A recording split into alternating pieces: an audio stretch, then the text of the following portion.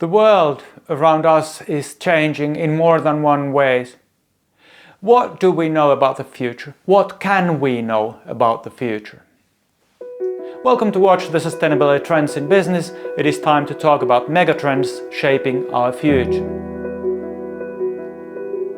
When creating new business, it is created for tomorrow's world, not for today's world. So, what do we know about tomorrow's world? A lot we do not know, or we cannot know, but there are some global megatrends we must not ignore. I know I am repeating myself, and I promise I will do it again. Climate change is the megatrend or gigatrend number one. It will mean changing weather, extreme weather events, changes in food chains, migration, and so on. It changes the way we need to talk about energy, and the investments needed are in trillions. But during this course we have talked so much about it that I'll leave it at that. The second global megatrend is urbanization. This graph shows it. 70 years ago, 2 out of 3 global citizens lived in the rural area. Now, almost the other way around. 2 out of 3 live in the urban area. The shift is actually not that big in the Western world, as we have already urbanized, but then it is much more important in the global South. The driver behind urbanization is the same that has driven our economies for millennia: specialization and exchange. When we are in cities, then we have a lot of people nearby and we can specialize into very narrow niches and we can have a lot of exchange. Here we have some data. This map shows the urbanization, and pale colors mean that it is not very urbanized, and darker colors mean that more and more people, or larger portion of people, lives in cities.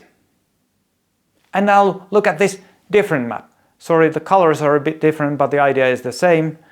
And here you can see the GDP of different countries. So the same map, GDP, and then we have the urbanization. If you compare these maps, there is a very clear pattern.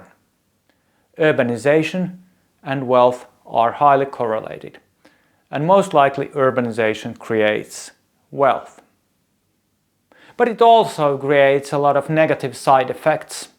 It creates negative side effects to the rural areas where people are moving away from, and usually what happens is that it's the young and more educated that are moving to the cities, or at least more aspiring who are moving to the cities, leaving the elderly and the not so productive individuals to the countryside. And then also it creates social issues in the towns or cities. When you have a lot of people moving in, it's crowded, housing prices go up, and you have ruthless people, restlessness. And this is something that has always happened in all cases, so it's problems in both sides. But then again, this creates a lot of business opportunities, because in the urban area you can offer services or goods that wouldn't have sufficient demand in the rural area. It is interesting to see if this work from home will change it. The COVID seemed to stop urbanization for a while, but then that seems to be again recovering. So it might be that we want to be working from home, urban home most of the time, and then just going to our second home or traveling somewhere. This may have some impact on second homes and traveling in the wealthy West, though. But urbanization is an important megatrend to be taken into account. Then the really big megatrend is population development. Let's look at some population pyramids. This one is why they are called pyramids. Africa. A lot of young folks, very few old folks. Very fast population growth. This will lead to a population explosion, or maybe let's look at other areas. Asia must have something similar, right? Because we know there are a lot of Chinese and Indians. 1.4 billion of both, or even more. Well, actually, looking at these population pyramids, it doesn't look like that. It looks quite stable. The total fertility rate in India as given by the CIA World Factbook is 2.03 and declining. It's below the renewal rate. And if we look at China, it doesn't look good. The thick part there is actually between 45 and 60 years, which means that within the next 15 years, a lot of pensioners will emerge in China. And that will be a problem because someone needs to cater for their needs. The total fertility rate is probably below 1.2 at the moment. Renewal rate 2.1, so 1.2 is very little. And there will be a fast decline in population, especially working age population. North America is not that different from Asia actually. But just remember that North America is not only the US and Canada, you have a couple of Latin American countries there which make a difference in the statistics. But it's slow shrinking ahead. Europe in general is in trouble. A shrinking number of kids and a lot of old folks. There will be several challenges in providing elderly care. Probably migrants are needed and they will help, at least a bit. Then let's have a look at Russia. It doesn't look good. There is a lot of migration outwards as well. One reason behind Russians' aggression may be that they understood that they will become weaker and weaker due to demographic reasons. 10 years from now, a war wouldn't be possible due to too weak demographics. Finally, we all know Japan has had a problematic population pyramid, and here it is. It is problematic indeed, upside down. Whether or not it's any more problematic than the Western European ones is another question, but at least it's a bit ahead, which means that it's worth observing what happens in Japan, especially because Japan has had long a very strong no migrants policy. They are lifting it, but still it's interesting to see what happens among the Japanese. That might show where we Europeans are heading. What can we learn about this business-wise? Depends on industry, but for example, educational services will shift and there will be a lot of demand for elderly care, technology for that and so on. One very clear trend is the pressure from sub-Saharan Africa. GDP and fertility rate have a strong correlation as here. Almost all high fertility rate countries are sub-Saharan African. There are some outliers, such as Equatorial Guinea, but they are oil countries with a lot of poverty, despite the GDP. What we want to have in the West, what we would like to have, is culturally matching educated migrants, right, to fill our population gap. They may be poor, that doesn't matter, of course, but that's not going to happen. Poverty, yes, but cultural matching, educated, difficult. Because cultural match leads to low fertility rate, education as well. By looking at the population structure, India and Pakistan may be exceptions, but they don't fulfill European and US needs. So we need to fill our population gap by migrants, and the migrants are coming from incompatible cultures and low education. While this is a challenge, answering to the challenge may offer business opportunities and is critical from the survival of our societies. And also, language barriers may be easy to solve with digitalization, so that's one hurdle less. Hechlumech kak yachvam. The language is Klingon, and the translation is success and honor, my friend. Globalization has been a huge megatrend over decades. It took a pause at COVID, and now geopolitical challenges are slowing it down. After the Second World War, we had the US versus the USSR. Then in the 90s, we had only the USA, which is sort of a monopolar thing. But now China aims at being number one, and it collects non-Western countries around it. Its population pyramid, however, works against it, and the Communist Party knows that. Non-Western countries are also a very non-uniform lot, and they are not necessarily united even by common enemies. For example, we think that China and India belong to the same bloc. At the same time, China has used military action to take over 2,000 square kilometers of Indian territory since 2020, so they are not the best friends. Russia is slipping into a rogue state. Middle East is boiling, possibly as a reflection to what is happening and also as a reflection to the wars around, because what happens where we don't watch is important. Things tend to happen behind our back. The EU may become a more important and independent player. It has to become more independent because the US is not going to help that much, but it may also lose its window of opportunity. So it's difficult to predict for the next decade. Africa is a completely unwritten page. If they can get more order into their societies, it can become number one at some point. They have a lot of resources, a lot of people. The shift in energy cost will shift industries, and where will that cheap energy be? Closer to the equator panels, solar panels and batteries, possibly. That might provide a lot of low-cost electricity. And then again, losers may be current fossil exporters, and it's not possibly not a coincidence that many of these countries are now in conflict, that is Russia and the Middle East. Very few experts seem to predict peaceful times. From the business perspective, supply chains have become challenging. They are going to be weaponized, and they have already been weaponized. This may call for nearshoring instead of offshoring, so manufacturing things close to us instead in our ally countries instead of somewhere far away. And redundancy is very important in supply chains. Will this mean the end of globalization?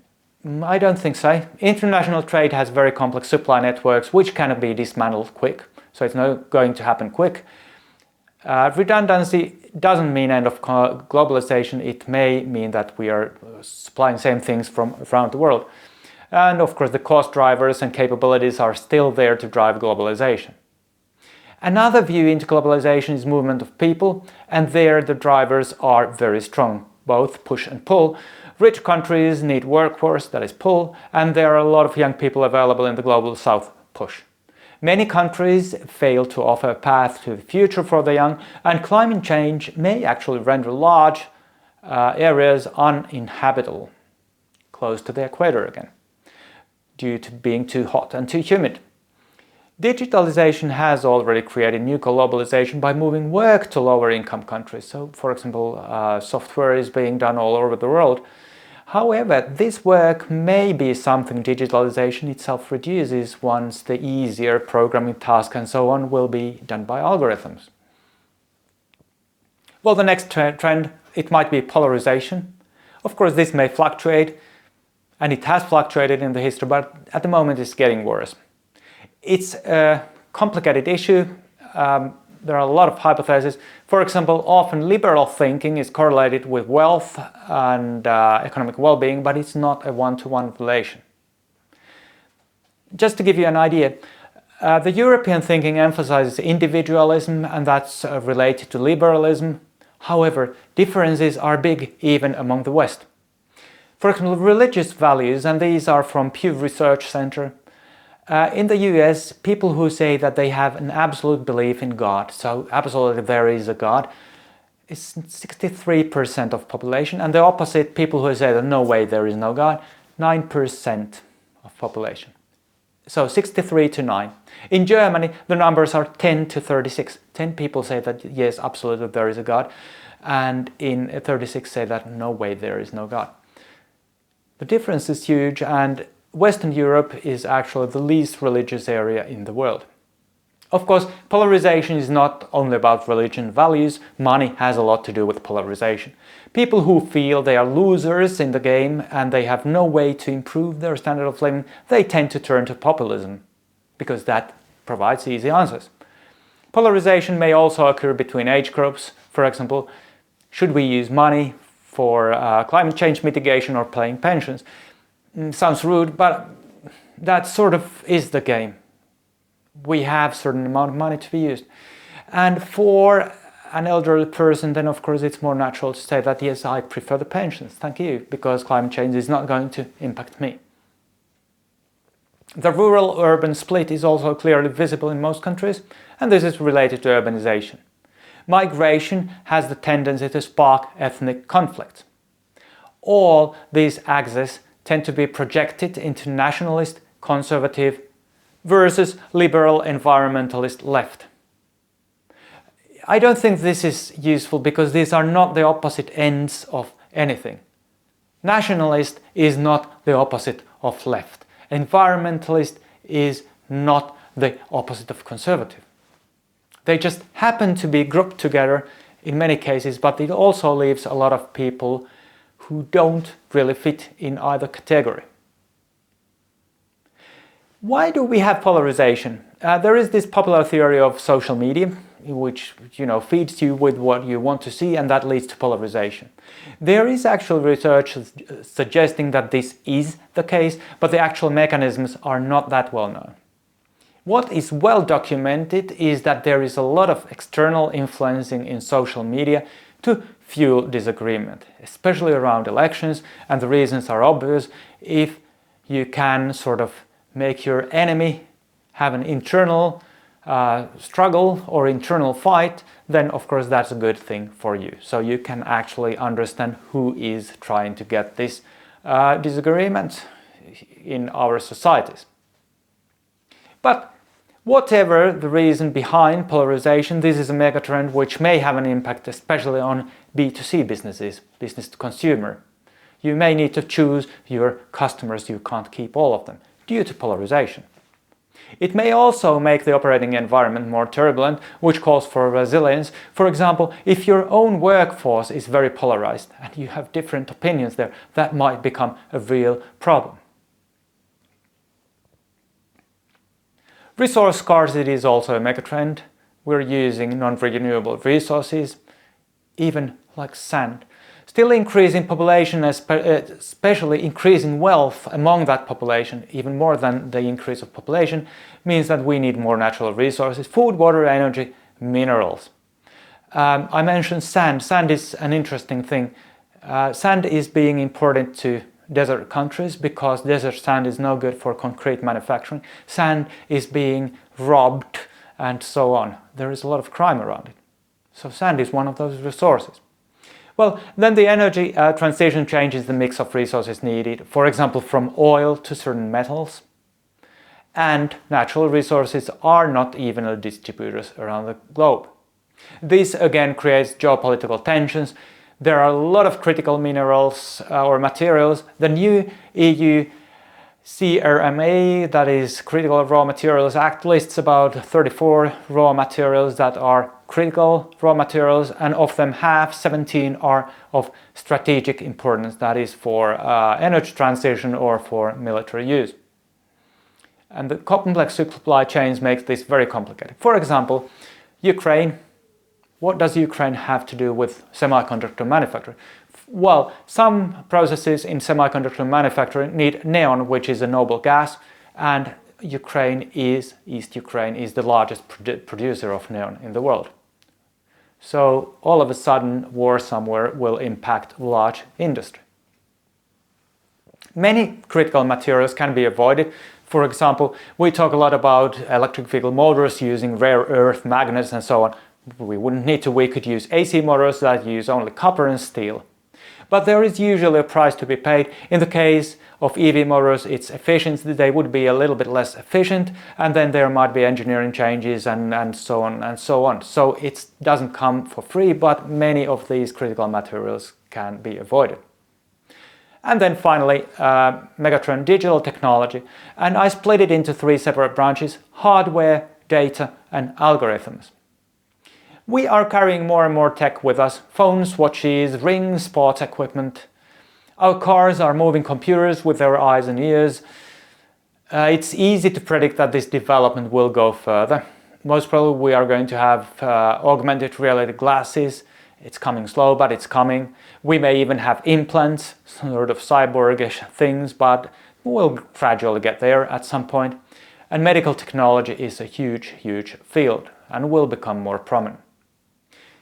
All this equipment produces a lot of data. More and more is known about us and our activities. And that might also be a danger, but still this development doesn't seem to see an end. And then we have the algorithms. We have seen a glimpse of what today's algorithms can do. What can these algorithms do in 5 years? or 10 years, 15 years. These algorithms can be generated like LLMs, useful assistants, or then they can use our personal data. For example, use our health data to give us suggestions of something. These megatrends are not the only megatrends. They are just some of the more important ones from the business perspective. Where will this lead? My honest opinion is that we cannot forecast it very precisely. It's not a matter of doing a good or bad forecast. There are so many random events that may change the paths. But while forecasting is difficult, it is of no use to fight with these obvious trends. This is all for this episode, and this is all for the 2024 lecture series. Thank you very much for watching.